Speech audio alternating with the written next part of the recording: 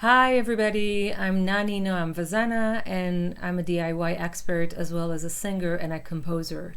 Today I will be reacting to Steven Tyler's interview at the Joe Rogan podcast, and they are talking about how they found Aerosmith sound, and hopefully we will get some wisdom out of that, and how to find our own band sound. I don't even feel alive unless I'm out of breath. That's what I get for being a musician. I lose a pound a night on stage sweating with Aerosmith, right? I'm up there standing next to fucking Joe Perry, really. The last of the real rock stars. You stood across from him. He's a bad motherfucker. I don't know if he was stoned or not with you, but he's... When I get text messages from him, I'm like, holy shit. Joe And Perry, I send me a text I message. saw him in the beginning, and I knew he was that. Well, he's something special. I knew he was that. He's got a recognizable. There's like certain people that have a sound, and Joe he absolutely has a sound. You know who has a sound? Gary Clark Jr. Like you hear Gary Clark Jr. play guitar, you go, okay, that's a Gary Clark Jr. riff. There's certain people that have a sound.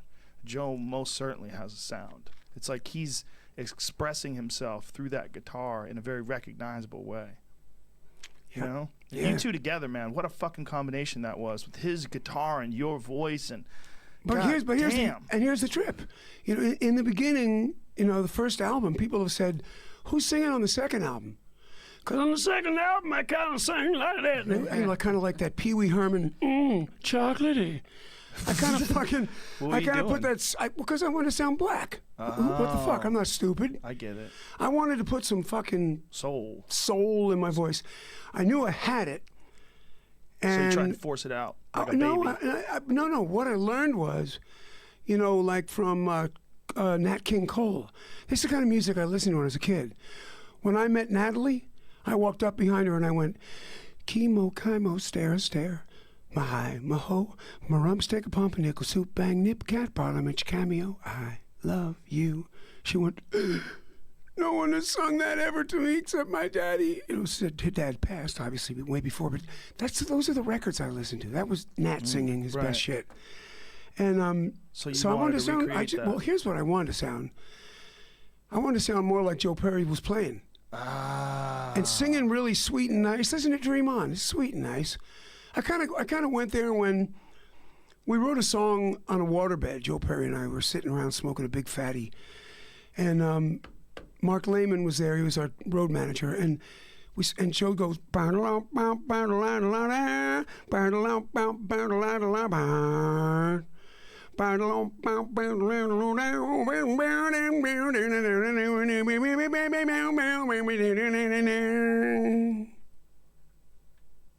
I'm looking at him, and that was a sentence. He spoke to me. Right.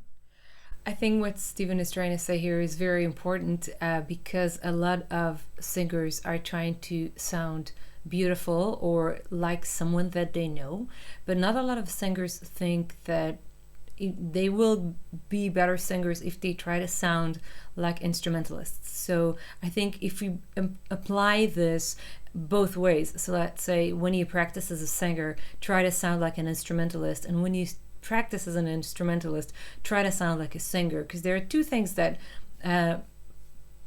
basically separate instrumentalists and singers right now, and that's phrasing, especially if it is an instrument that doesn't have necessarily the breath technique embedded into it. So for instance, if you're playing guitar or if you're playing piano, it will be more difficult for you to recognize when should you stop. Like for instance, if you are playing violin, at some point the bow will end, and if you are singing, at some point your air will run out, as well if you're playing trombone. I have one back there, by the way. So when I play trombone, at some point my air runs out and I have to finish a phrase. So when I calculate phrases in my mind, when I'm about to play them or when I'm composing them, I am considering this aspect of how much breath will I need to write or to play through the phrase. And it goes both ways. So if you are a singer trying to play like an instrumentalist as far as the phrasing and not so much thinking about how much breath you need for the next phrase might help your technique and enrich your sound. He said, we all live on the edge of town, where we all live ain't a soul around. People starting coming on, we do just a grin and say, we gotta move out, Cold City moving in. See what I'm saying? Right. He spoke to me. And you I answered him. translated it. Yeah. Well, I would listen to we would sit around and we would jam. That's what we did the best. And we would create this music. And I would put the headphones on later because I'm the lyricist and I wrote the melody. I see when I heard Joe's band, I thought, I'm going to take my dad, Vic Tallarico, who went to Juilliard in New York, and I grew up in the Bronx, 5610 Netherland Avenue, 6G, the apartment. And I grew up under the piano, and I listened. My dad would practice every day on a Steinway. So who lived between the notes? Joe. You know what I'm saying? I love your name's Joe. I just love Joe's. Fucking. This is also a very nice remark, because living within the notes, between the notes, is something that I incorporate a lot in my improvisation. For instance, it takes some sort of awareness to know when to put the instrument down or to listen to another musician. So by listening to another musician on stage, you're also creating the band's sound, because you're leaving room for the music to happen. And many times I think music is created in between the notes, so in the intervals, in the breaks. And this is a very good point. If you're improvising or composing a new piece, try to incorporate silence into your phrasing and into whatever you feel, even rhythmic breaks once in a while, to see if it changes your, let's say, phrasing at all. Joe Perry. Fucking love. He's my bro. You go, hey, Joe, what the fuck, man? It's always been that. So, but anyway, so I took my melody, and what I hear when I listen to him playing, whoa, shit. So when you guys did your second album and you did that sort of affectation, is that how you would call it, of your voice? Did you, after you heard it and you listened to like people talking about it, did you decide to change it for the next album? Wow, that's cool. I did just go away for a minute, didn't I?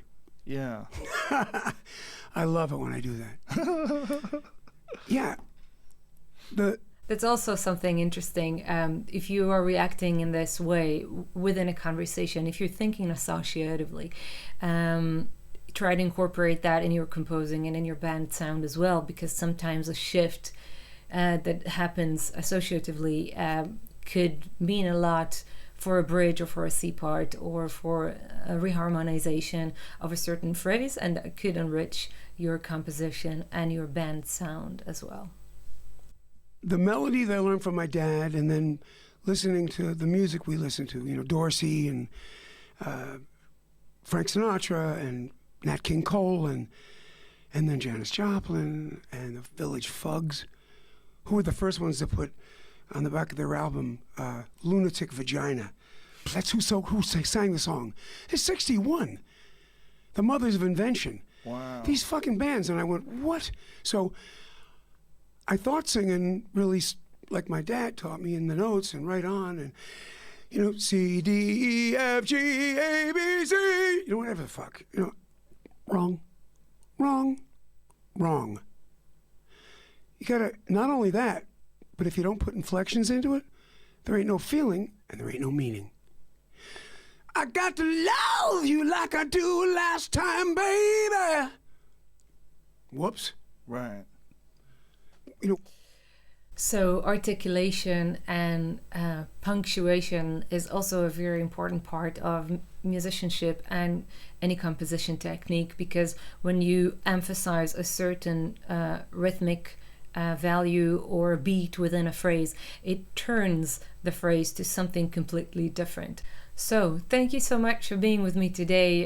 This is Why DIY Music. Please subscribe to my channel, and if you are interested to check out my course, I have a course for DIY musicians, independent musicians, about how to launch your international career and everything you need to know, from creating an amazing EPK, so electronic press kit, to booking gigs, crowdfunding, getting yourself out there, connecting with fans, and build up your subscribers list, social media exposure, how to use PR, and you name it. There are 17 episodes with lots of good tips and lessons for your musical career. And in the meantime, good luck, keep calm, and DIY.